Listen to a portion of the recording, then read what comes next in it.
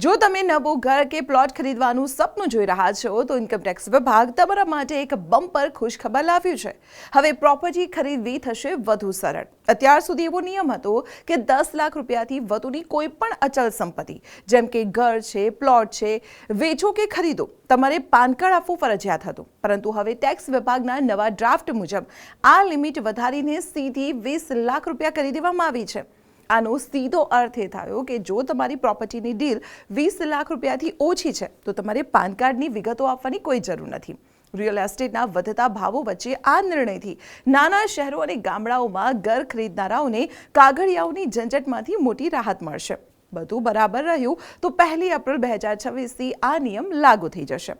જી હા, એક વાત ધ્યાનમાં રાખજો કે જો તમને ગિફ્ટમાં કોઈ પ્રોપર્ટી મળે છે અથવા તો જોઈન્ટ ડેવલપમેન્ટ એગ્રીમેન્ટ થાય છે અને તેની વેલ્યુ 20 લાખથી વધુ છે તો ત્યાં મોટા સોદા પર નજર રાખવા માટે પાન કાર્ડ આપવું ફરજિયાત રહેશે। તો ઇન્કમટેક્સ વિભાગના આ પ્રસ્તાવ પર તમે શું કહેશો? કમેન્ટમાં જણાવો। અને નવું ઘર લેવાનું વિચારતા દરેક મિત્ર અને સગા સંબંધીને આ વિડીયો અત્યારે શેર કરજો। અને આવી જ મહત્વપૂર્ણ ઇન્ફોર્મેશન માટે જોતા રહો સંદેશ ડિજિટલ।